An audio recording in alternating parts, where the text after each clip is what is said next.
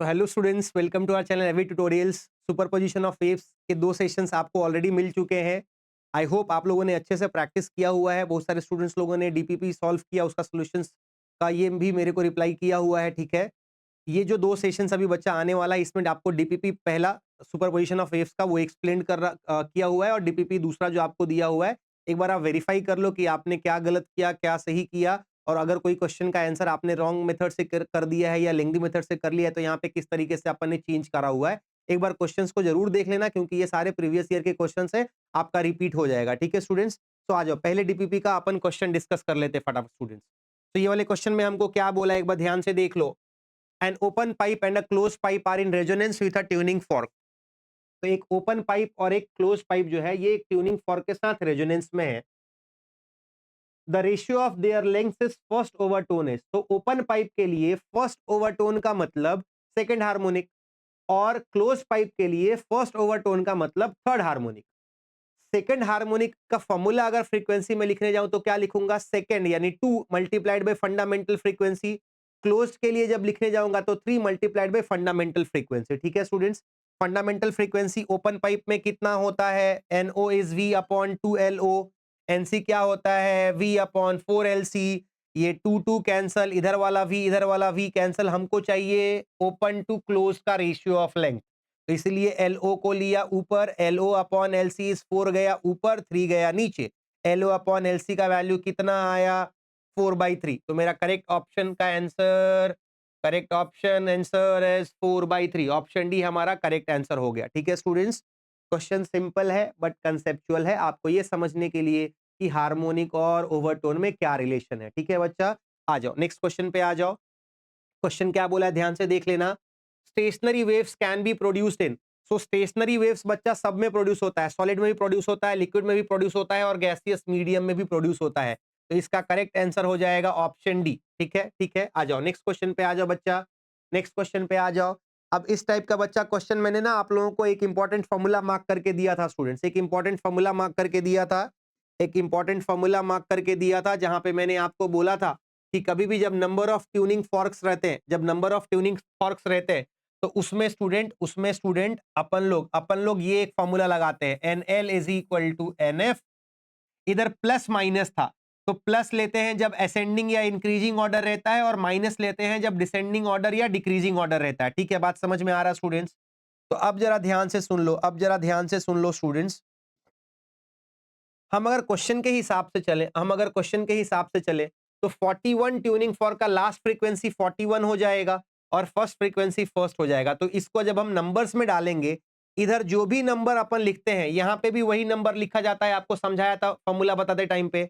तो मैं N41 लिखूंगा तो हो जाएगा N1 प्लस 41 - 1 इंटू ये होता है बीट फ्रीक्वेंसी। देखो क्वेश्चन में बीट फ्रीक्वेंसी कितना दिया है, 5 बीट्स पर सेकेंड। तो वो चीज डाली, यहां से एक इक्वेशन हमारा बच्चा मिल गया। बाद में क्वेश्चन आगे पढ़ा, तो if frequency of last tuning fork is double that of frequency of first. तो यानी कि मेरा N41 जो है, मेरा N41 जो है, if frequency of last tuning fork, if frequency of last tuning fork, so frequency of last tuning fork is double that of frequency of first। NL जो है NL जो है बच्चा, NL जो है बच्चा, उसका frequency 2 times frequency of first है। NL को N41 बोला, और ये आपका 2N1 है। अब अगर मैं इस वाले फॉर्मूले में N41 के जगह पे 2N1 डाल दूं, तो 2N1 इज N1 प्लस 200। यहां से N1 की वैल्यू कितनी हो गई, 200। और ये N1 का वैल्यू उठा के अगर मैं यहां डाल दूं, तो मुझे N41 का वैल्यू कितना मिल गया, 400। देखो आपको क्वेश्चन में क्या बोला था, frequency of first and last tuning fork. तो फर्स्ट का आया 200, लास्ट का आया 400। ऑप्शन कौन सा लिखेंगे, 200 और 400 है। तो 200 और 400, पहले वाले का 200, लास्ट वाले का 400। क्वेश्चन स्टैंडर्ड है, सिंपल है, डिफिकल्ट बिल्कुल नहीं है। हर बार इस टाइप का क्वेश्चन ऐसे ही किया जाता है, तो इसमें कोई बहुत ज्यादा चेंज करना नहीं होता है। ठीक है स्टूडेंट्स, आ जाओ नेक्स्ट क्वेश्चन पे, आ जाओ नेक्स्ट क्वेश्चन पे। क्वेश्चन क्या बोलता है, the displacement of two sinusoidal wave is given by. आपको y1 का इक्वेशन दिया है, y2 का इक्वेशन दिया है। हमको पता होता है y का इक्वेशन क्या होता है, कंपेयर करने का। कंपेयर करने का स्टूडेंट्स ध्यान से सुन लो, ध्यान से सुन लो। अपने क्वेश्चन में क्या बोला है, ये दोनों इक्वेशन के लिए phase difference between the waves after time t equal to this and distance equal to this. तो ये दोनों इक्वेशन में x के जगह पे 5 सेंटीमीटर और t के जगह पे 2 सेकेंड्स हम डाल सकते हैं यहाँ पे। ठीक है स्टूडेंट्स, ये डाला मैंने, y1 मिल गया, फिर y2 में डाला मैंने, मेरे को y2 मिल गया। ठीक है, अब फेज डिफरेंस निकालना है, तो फेज डिफरेंस निकालना है तो मेरे को क्या करना पड़ेगा फेज डिफरेंस में स्टूडेंट्स, इसको y1 is 8 sin 40, y1 is 8 sin 40 and y2 is and y2 is and y2 is 8 sin 45। तो दोनों में फेज डिफरेंस निकालना है, मतलब 40 और 45 का डिफरेंस कितना हो गया 5। तो मेरा करेक्ट आंसर यहां पे क्या हो जाएगा 5 रेडियन। तो बेसिकली इस क्वेश्चन में आपको ये जो दोनों इक्वेशन दिया है उसमें x और t का वैल्यू डाल देना है, दोनों इक्वेशन आपको मिल जाएगा, दोनों इक्वेशन का आपको फेज एंगल मिल जाएगा और उनका डिफरेंस निकाल दूंगा तो मुझे फेज डिफरेंस मिल जाएगा। ठीक है स्टूडेंट्स, ठीक है, आ जाओ नेक्स्ट क्वेश्चन पे आ जाओ। क्वेश्चन देखना बच्चा, अ spring of mass m is under a tension t। तो स्प्रिंग जो है उसको टेंशन t है, the length of the string is L, a transverse wave starts from one end of the string, the time taken by the wave to reach the other end। तो एक and से wave का transmission चालू हुआ और दूसरे and पे जाने के लिए वो टाइम पूछ रहा है। तो हमारा वेलोसिटी ऑफ स्प्रिंग का फॉर्मूला ये रहता है, यहाँ पे small m linear mass density होता है जिसको हमने ये लिखा, तो वेलोसिटी का फॉर्मूला ये हो गया। और वेलोसिटी बच्चा डिस्टेंस अपॉन टाइम भी होता है, तो टोटल लेंथ स्ट्रिंग का वो मेरा डिस्टेंस हो गया L और टाइम हो गया t। तो वेलोसिटी को हमने लिखा distance upon time and that is equal to this much. हमको यहाँ पे t निकालना है, तो t हो जाएगा L और ये ऊपर जाएगा तो square root of m upon square root of TL, यानी मेरे को t कितना हो जाएगा, जब ये L अंदर जाएगा तो L स्क्वायर, ऊपर और नीचे का एक L कैंसिल हो जाएगा बच्चा, तो मेरे को स्मॉल t का वैल्यू मिला Lm अपॉन कैपिटल T का होल स्क्वायर रूट। अब ये ऑप्शन कहाँ पे है जाके देखो, सो Lm upon capital T, Lm upon capital T का स्क्वायर रूट। सो मेरा करेक्ट ऑप्शन जो है वो ऑप्शन डी हो जाएगा स्टूडेंट। समझ में आया स्टूडेंट्स, समझ में आया? आ जाओ नेक्स्ट क्वेश्चन पे चलो। In a progressive wave minimum distance between two particles differing in space by 2 pi s. तो देखो 0 से 2 पाई के बीच में ये मिनिमम डिस्टेंस को हम वेवलेंथ लैम्डा बोलते हैं। तो इसका करेक्ट आंसर कितना हो जाएगा, मिनिमम डिस्टेंस बोलता है 2 पाई फेज डिफरेंस वालों का, वो कितना हो जाएगा लैम्डा। समझ में आया, समझ में आया? आ जाओ नेक्स्ट क्वेश्चन पे स्टूडेंट्स। क्वेश्चन क्या है एक बार देख लेते हैं। A simple harmonic progressive wave is given bye, y का इक्वेशन दिया हुआ है, if the wave velocity is 1/8 of the maximum particle velocity. तो वेव वेलोसिटी जो है वो 1/8 टाइम मैक्सिमम पार्टिकल वेलोसिटी दिया है। वेव वेलोसिटी का फॉर्मूला हमने किया था, एन लेमडा होता है, और पार्टिकल वेलोसिटी, इसका पार्टिकल वेलोसिटी निकालना है तो ये डिस्प्लेसमेंट का इक्वेशन है। एक बार इसको डिफरेंशिएट कर दो तो आपको वेलोसिटी मिल जाएगा, आपको वेलोसिटी मिल जाएगा, जिसमें जिसमें जिसमें ध्यान देना, जिसमें वाई नॉट वैसे ही रहने वाला है और ये मैक्सिमम कब होगा, जब इसकी वैल्यू 1 हो जाएगी। तो मतलब मैक्सिमम पार्टिकल वेलोसिटी हो जाएगा Y naught into 2 pi N, क्योंकि ये मैक्सिमम होने के लिए cos थीटा का वैल्यू 1 होता है। तो ये वैल्यू हमको यहाँ पे डालना है स्टूडेंट्स। दोनों तरफ देखो n और n कैंसिल हो जाएगा आपका, और ये 2 और ये 4 कैंसिल हो जाएगा। सो मुझे लेमडा की वैल्यू कितनी मिली, y naught into pi upon 4। तो मेरा करेक्ट आंसर हो जाएगा यहाँ पे बच्चा, वेवलेंथ पूछा था देखो, pi y naught upon 4, pi y naught upon 4। So correct option is option B. समझ में आया स्टूडेंट्स, समझ में आया? आ जाओ नेक्स्ट क्वेश्चन पे, आ जाओ नेक्स्ट क्वेश्चन पे।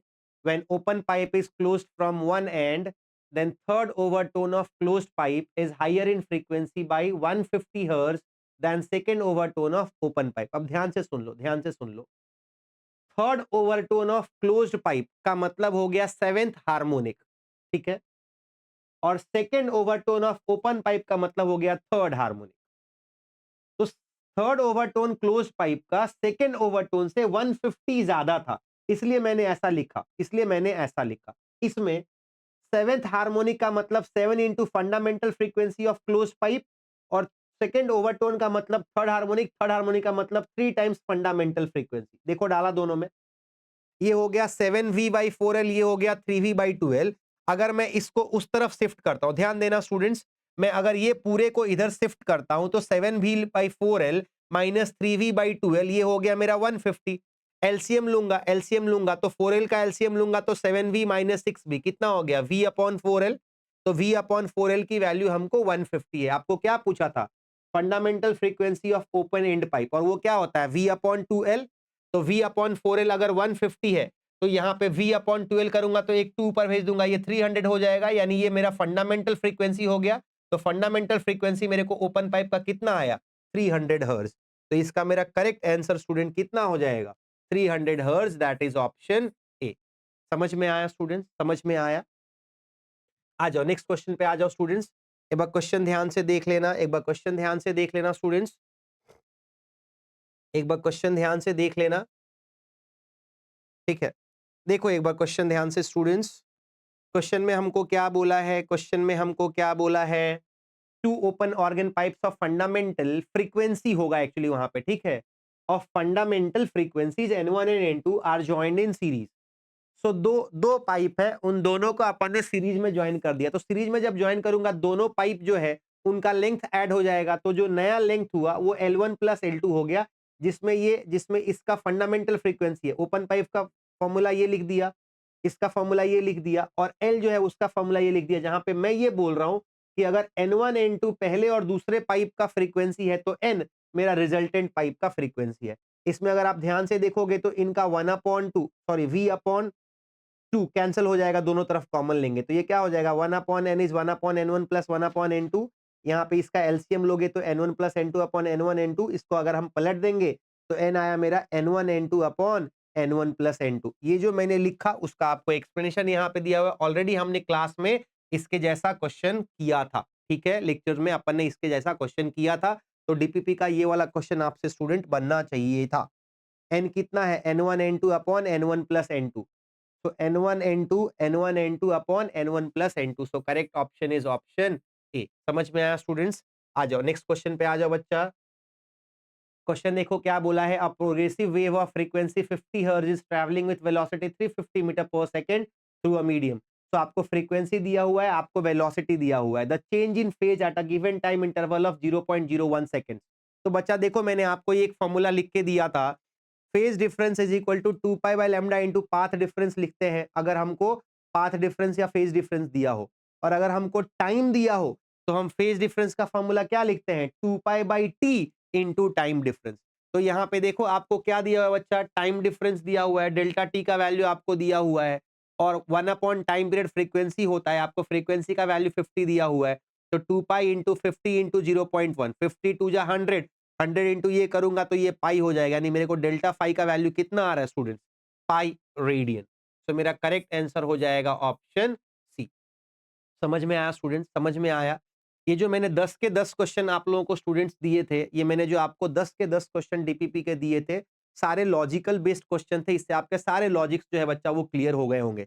जिन्होंने सारे करेक्ट किए हैं एक बार रिप्लाई करके कमेंट सेक्शन में जरूर बताना कि कितने के कितने क्वेश्चन इस डीपीपी के राइट या रॉन्ग हुए। ठीक है स्टूडेंट्स, चलो मिलते हैं बच्चा अगले डीपीपी के साथ में।